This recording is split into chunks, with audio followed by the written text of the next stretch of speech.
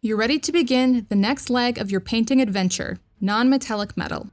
Non-metallic metal is the act of painting metallic highlights onto resin or plastic. This can be a bit intimidating, so let's break down NMM into the most basic pieces to get you started on the next journey of miniature painting. First, this is beginner NMM, which means that it's definitely not perfect. I have broken it down into the most basic steps that anyone and everyone can feel confident in attempting. Creating a custom reference photo, identifying highlights and shadows and how to apply them to your model, and how to advance your NMM once you are confident in the techniques we talk about in this video. I have done a full rundown on NMM in this video here, if you're feeling up to it. This model is Alexander Uthgard by Loot Studios, who is the sponsor of this video. To start, paint your armor black. This layer is going to act as our shadows and the darkness one often sees in reflections of metal. To keep this armor simple, we are going to end up with a very dark armor, almost akin to black, but with more midtones and highlights. You could easily push this to gold or silver as well. Next, paint your model with a gloss varnish.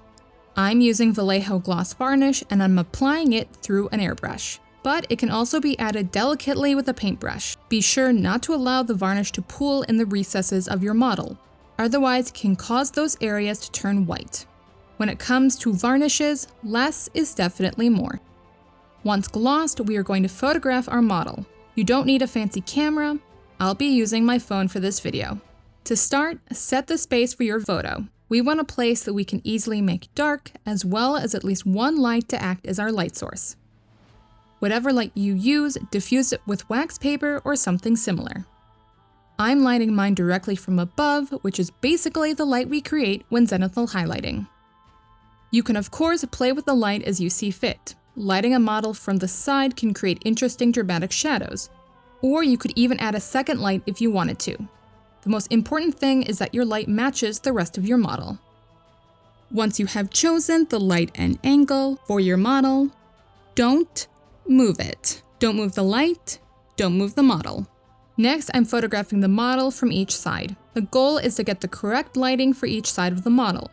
If we were to move the model for easier photographing, the lighting would change and would not be accurate to the model as a whole. However, moving the camera will guarantee that our light is accurate no matter what part of the model we examine. For the photos, I recommend increasing the exposure or the brightness of your photo so that you can better see midtones and highlights of your armor. This also depends on the color of the armor you want to achieve. If you are doing silver or gold, I recommend increasing the brightness beyond what you see me doing here.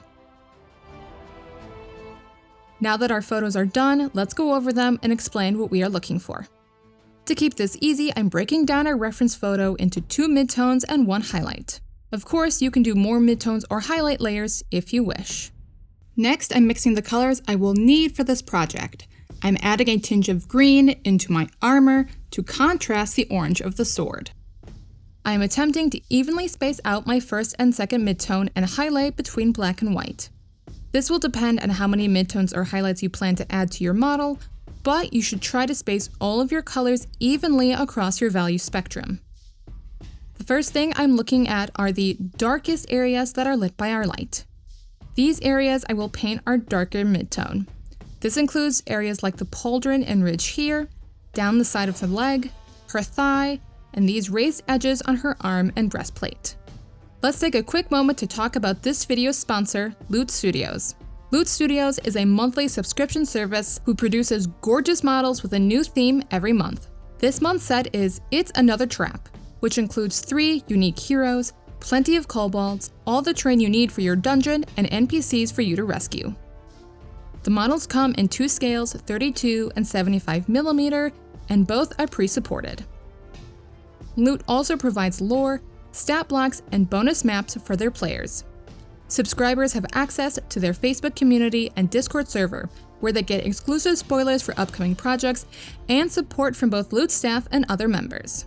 Be sure to check out Loot Studios at the link in my description box. Thank you so much, Loot, for sponsoring this video. Let's get back to painting. Next, I'm examining my second midtone. I'm looking for areas that are 2 to 3 steps above our first midtone. Areas like the pauldron and ridge, the raised ridges down the thigh, the light section on the top of the boots, again the pauldron, as well as down the thigh. For many places, the second midtone is going to be placed directly atop our first midtone. This is how we build our gradation from dark to light. Now it's time for our highlight. Again, I'm scanning my photo for areas that are vibrant or bright. This includes areas like the pauldron, the ridges down the thigh, down the leg, across the thigh, and pauldron.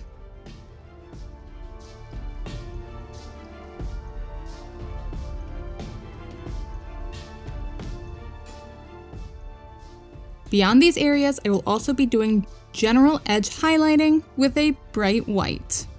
I'm using an Artist Heavy Body acrylic paint in white from Winsor & Newton, as it is far more intense than the typical hobby white you are probably using. For the most part, this will be done on the sharp edges of each plate of armor. These sharp edges catch the light and appear quite intense, while also helping to separate each plate from one another. Then I'm going in with black, also from Winsor & Newton, and adding lining in between each panel of the armor.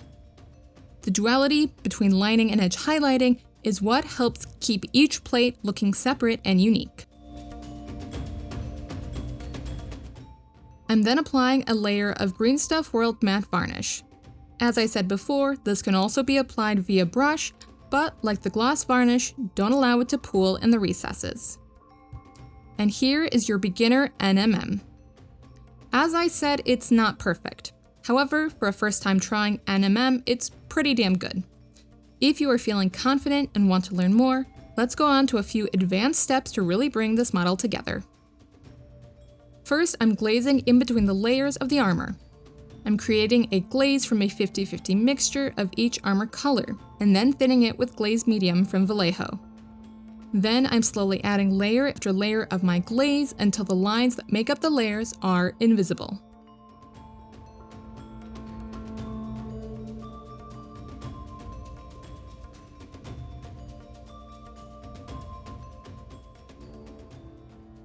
Then I'm going in and adding a few extra highlights that I, as someone who is adept at NMM, know should be there. To break it down into two understandable steps, NMM is created by the gradation of light to dark, and the more curved an element is, the more gradations it will have between those light and dark colors. For an area like the greaves, or a part of the armor that fully encompasses into a circle, your gradient will look like this. This gradient can basically be copied and pasted onto any full circle elements of your model. I recommend placing it on your model with one of the bright white highlights at the center front of whatever you are painting. But you can do whatever feels natural to you. If an element only goes halfway around, like a pauldron, it will only have half that gradient. Areas that are flat will only have one gradient of dark to light. Again, if you want to learn more about painting NMM, I go far more in depth in the video in my description box. Thank you so much for taking the time to watch this video. Thank you, Loot, for sponsoring this video. Loot is one of my favorite sponsors, and I'm always excited to work with them. And also a quick thank you to Dicey D Hobbies for helping me print this model. If you like what I do here, the best way that you can support me is to join me over on Patreon, where you can join my growing community, get private lessons from me, get feedback from other amazing painters, and join my bi-weekly live streams. Otherwise, like, subscribe, comment. You know what you're doing. Otherwise, tag me on Instagram if you attempt this new NMM, and I look forward to seeing you painting.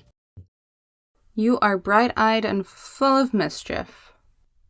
No. That is precariously balanced. No, Cardamom! Not that.